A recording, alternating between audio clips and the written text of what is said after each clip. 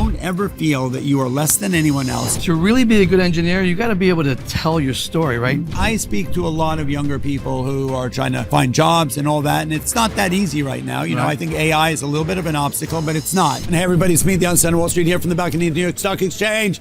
Look up in the sky, it's a bird, it's a plane, it's me. Ladies and gentlemen, I brought you everything from fashion, food, finance, every possible thing, but you know me. For me, the most important thing is telling that human story, right? People who have sort of changed their own lives and come from maybe nothing and really sort of just exploded onto the scene, but also people who specifically have taken a platform that they've been able to reach and then really kind of give back, right? That's, to me, the most important thing. It's not about how many, who dies with the most cash and prizes. It's really what you do with it to empower other people. And so when I find somebody who does that right out of the box, to me, that's sort of that's the sign that there's something there besides, look, we live in this wild world of social media. You can buy views, you can buy followers, but at the end of the day, when something is real, when somebody is real and they're doing real stuff, to me, that's what's exciting. So anyway, I'm here with Chris Guerrera. This is the king of all kinds of shit. That's what I'm going to say. Media, TV. Exactly. He's the king of all kinds of shit. So I'm honored, and I'm so happy. I'm honored to be here on Wall Street with you, Peter. You're royalty here. Thank you. I appreciate that. And so, we've met through a number of different people, but, so you don't know this, but I've been partners in an invention for many, many years. Always tried to get it onto Shark Tank. Shark Tank has been my life. I mean, I remember when my kids were small, that's the whole family would get together. And I'm sure we're not the only ones who do it. Probably millions of people have done this. We get together, we sit and watch the show. And how much has everybody learned about business, about, the human entity, right, from that show, right? Yeah, absolutely. I watched it my whole life. Like just the psychology of business, the psychology of human beings, right? The interrelationships. If you ever have been to business school, you know that interpersonal relations is like one of those things that, look, anybody can be taught to hit a button or make a product or this and that, but it's kind of what you do when you get it, right? That's the key. How do you interact with other human beings, and what do you do from that? I think for me, it's the most important part. Regardless of what you do, is connecting with people. You see how we connected, right? The chemistry is instantly. Yeah. And I think that is, even when I was an executive at BMW and Ford, I always found a way to connect with people, understand what their daily life's like, their kids, played sports. We just had a blast. And they can come to me, I might have been a senior executive, or just one of the guys. Well, so a lot of people don't know one of the fun, exciting parts of this job, when back in the day when we did Open Outcry, when there were thousands of people in this room, it was a matter of, it was all about relationships, right? I'm known now in my new world that I've had for a while as the connector, right? And for me, that's the most exciting thing, because I love watching people succeed. You can see it. Exactly. First of all, I always joke, because it's Kevin O'Leary's great line is, everybody answers my phone call now, which is one of the most exciting things in the world. But it's a matter of how you react, but in a genuine way, right? Because there's plenty of people who are just sort of superficial and don't really, there's nothing that exciting about what they're doing, and they just they're hustlers, right? And, hustle is okay, but hustlers, it kind of gets a little bit. So give me a little background on you. I know we did a wonderful interview with Sveta the other day for Money Signals from Main Street to Wall Street. I just want to get, and we'll fast track into more other stuff, but give me a quick rundown on you as a youngster. I'll tell you something I noticed today, Jim Cramer. Yeah. Us meeting Jim Cramer, how you attracted him. Yeah. All right, it was a wonderful experience. I watch him every day and got a chance to meet him. So I started early, 13 years old, and I'm going to date myself a little bit now. I had the largest paper route in Waterbury, Connecticut. Right? So that's how it started. I had the entrepreneur skill. I felt like as an engineer, to really be a good engineer, you got to be able to tell your story, right? Talk about design, not just do it. I always felt like my mother was a really great storyteller. What did your parents do? My dad was an executive for Raytheon. Okay. And my mother stayed home. One of my biggest stocks here, RTM. And my brother worked there for 45 years, their whole life. I worked there for Was Raytheon based in Waterbury? It started in Newark, Connecticut, then they moved to Manchester, New Hampshire, and that's when we all moved to New Hampshire. Okay. And my mom, she did like some basic stuff, but mostly a homemaker. She was the greatest mother of all time. Really? I mean, she took so good care of me. I had a wonderful childhood. And she was a storyteller. Did you have an old Italian? You're Italian. Oh, I got a whole Italian family. Did you have an old Italian grandmother? Yes, of course. Were you making sauce and gravy on Sundays? She would hand roll carbadillos, pasta, hand roll them, and didn't really speak good English. Yeah. But I can communicate with her. Yeah. I just felt like with my mom and the way we grew up, they were all storytellers. And as an engineer, I felt like what a way to be able to tell your story through product designs or help inventors and entrepreneurs. And now I'm on TV pitching, and we have our own pitching programs. I was on Shark Tank a couple times, Good Morning America 5 times. I actually proposed live to Brandy, who you met, my wife, live on Good Morning America. That's absolutely And she wild. had no idea. I kept it a secret, so I shocked her. Who was the host on Good Morning America? Robin Roberts and Michael Strahan. Wow. So was they that made a before big deal. she had cancer? Yes. No, after. Yeah, 2019. Another person. So look, amazing. We're talking about, look, we just met Jim Cramer on the floor. And look, I've known Jim forever and ever, and he's an extraordinary guy. A bit of a curmudgeon, right? And, he's got his moods. But, it's amazing how I've brought people over to him. You saw how interested he was to meet Gene, right? And it was, if you catch somebody at the right time and you sort of always maintain, I never burn bridges, right? You never know what's going on with somebody, right? It could be any number of things. But look, we worked together for years and years, but he could just feel the atmosphere in you, and that, because very rarely seen him be that engaging. Where he's usually walking and you catch him for a minute while he's going off, but the fact that he stopped and took those pictures, that was amazing. I want to talk about a quick Waterbury connection, because it's fascinating. So my parents are Holocaust survivors. They came here, they met, fell in love after they had lost everyone in their family, and they met in a deportation camp. And in order to come to the United States, you had to have a sponsor, right? Not only did you have to have a lot of money. So I had a much older brother who my father adopted during the war. He was 13 years old when the war ended, and my grandfather, his parents had been murdered. My father met him in the camp. He was going to be shot, and my grandfather kind of pulled him out of the hospital where they were going to shoot everyone who couldn't work, and they protected him, and he spent the rest of the war with my father and my grandfather. But they paid $50,000. The United States only let one boat of children in after the war, and it cost $50,000. This is 1949. $50,000 is probably worth $1 million now. For each kid to be allowed to come to the United States. So my grandfather he was the CEO of Suchard Chocolate before the war. He was a wealthy guy. He must have had money hidden during the war. But anyway, so they met, they fell in love, and they needed someone, and through somebody and somebody and somebody in their family, they ended up getting a sponsor of a family called the Kozerskis from Waterbury, Connecticut. And I remember as a child, right, there was Phil, oh my God, Sally Kozerski was a famous painter, and the husband, I'm blocking on his name, he always sat there with a big cigar and he'd sit in his big chair, and he was and they were the ones who sponsored my parents. And I don't remember, but they lived on this. It was the first image I have of like America, right? I mean, we would go there on the weekends to hang out with them. They were incredibly forthcoming to my parents and to us as a family. And they lived on this gorgeous, like, white picket fence street. It was sort of a hill, and they had this beautiful house with an arbor in the back. And we'd go there and we'd sit in the kitchen and have these meals on a Saturday or Sunday. One of my wonderful memories as a kid of Waterbury. And we used to joke because we used to take the train. Right.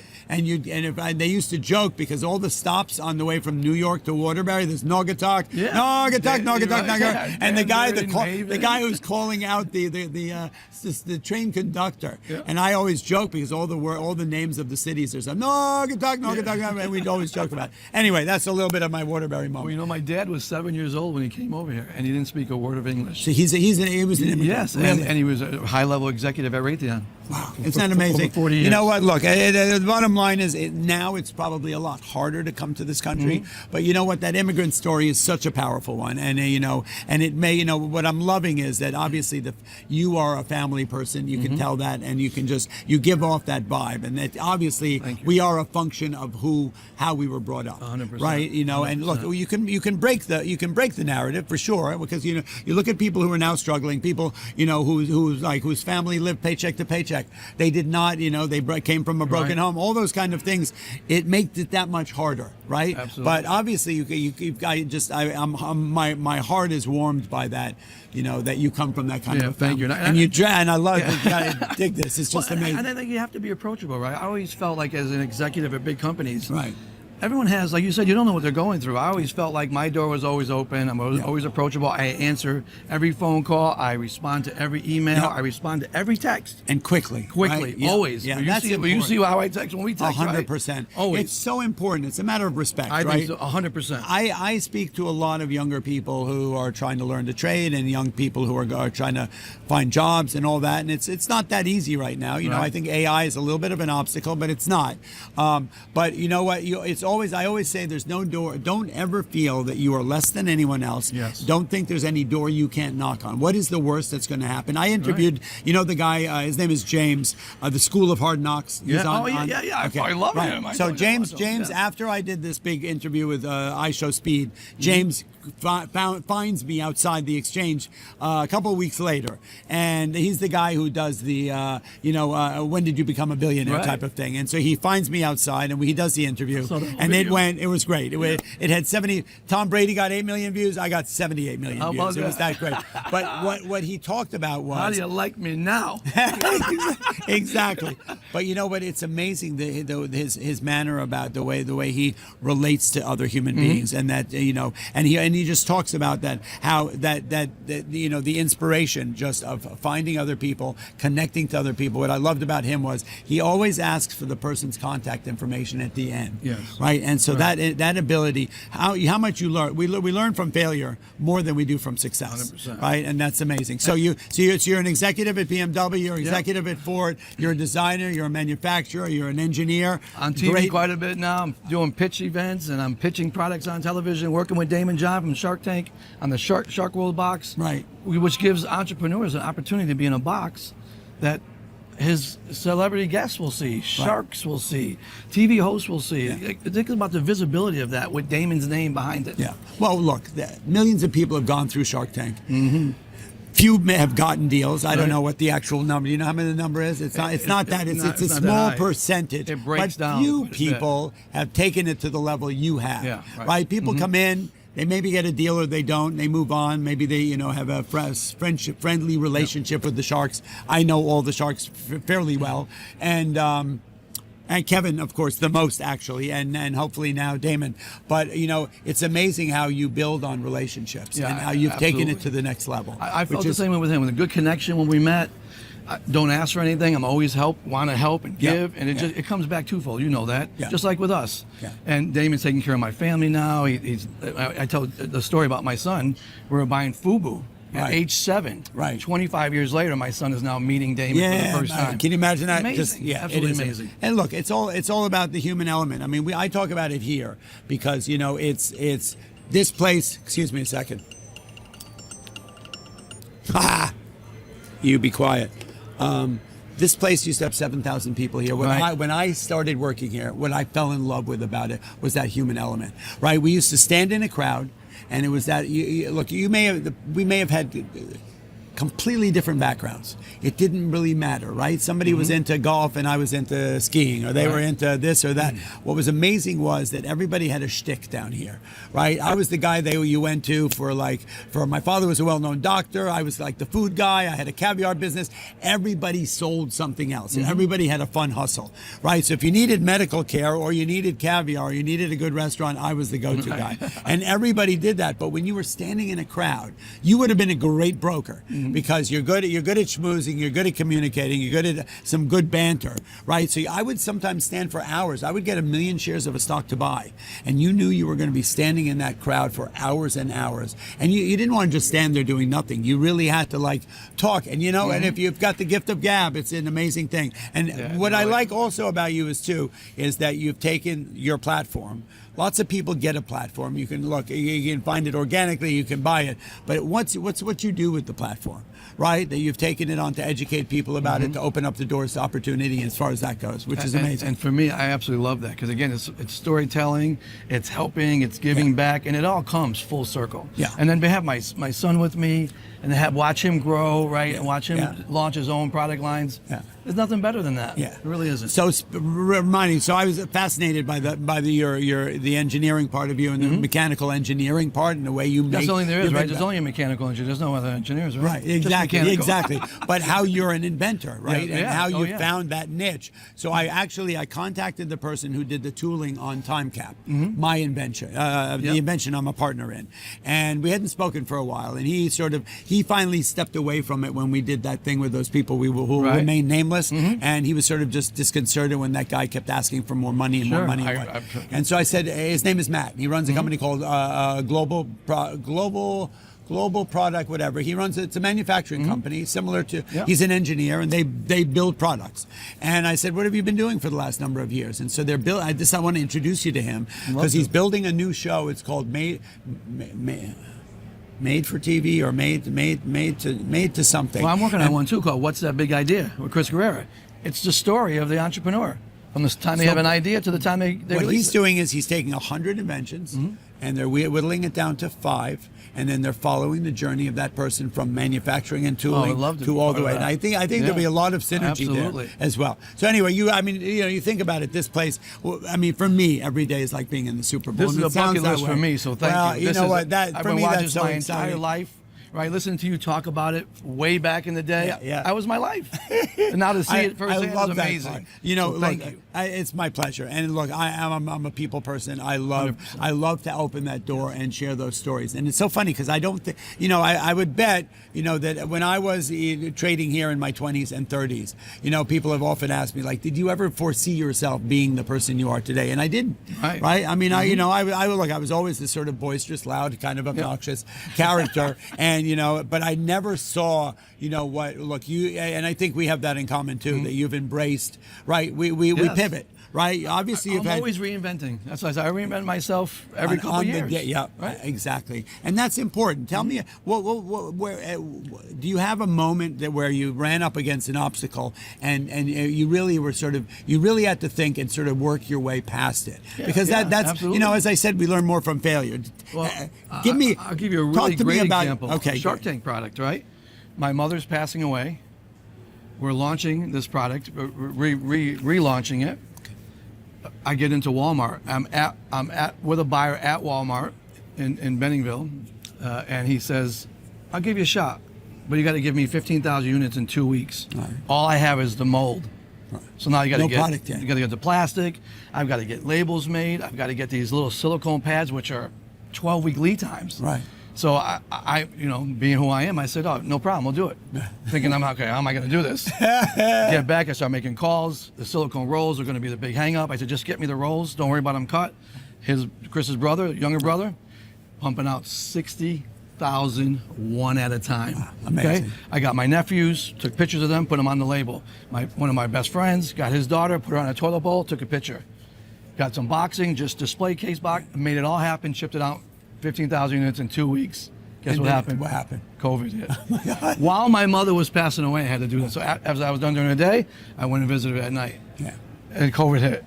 But it led to Shark Tank. So obviously they saw that your commitment to it. I am the same way. I'll tell you a funny story that's sort of similar because most people will, I think they talk about it on Shark Tank. That Mark says it a number of times that everybody thinks you have to have everything, all your ducks in a row before you do something. Right.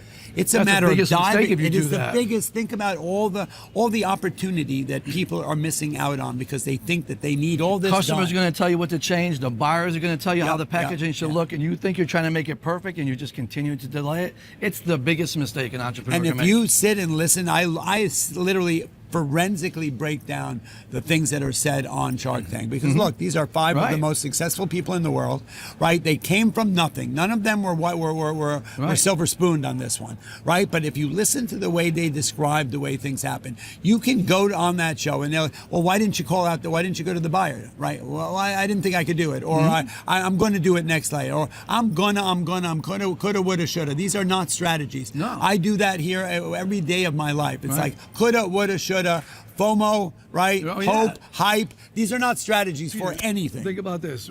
I watch all the baby products get launched. Right. People are asking for 50,000, 5%. That's not, to me, it's not exciting. So I said, let's go big. Yeah. Let's ask for 300,000 for 10%, which is you get a $3 million valuation. Right. Where we only had about 65,000 in sales.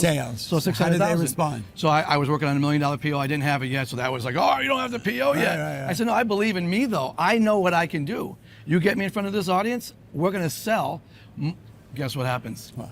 We get a deal, it airs, valuation goes to $4 million. Really? Blows up. We sold, I think, 8,800 units literally in 2 minutes of the beginning of the show. After the air? No, is it airing? Right. I'm at a Shark Tank party, everyone's watching, and my phone is just blowing up. So Amazon sold out in 2 minutes. Then I got another 10,000 orders before the show was even over. So we had $500,000 of sales like overnight, and we shipped them all in 7 days because I was making it in the U.S. So I called Daymond up. How do you like me now? How do you like me now? Because they don't want you to sell on future sales, right? They want to evaluate what you currently have. And I remember saying to them before I left, I'm a pre-revenue company. I believe on me. I believe in me. If this has an audience, it's going to sell. Yeah. And it did.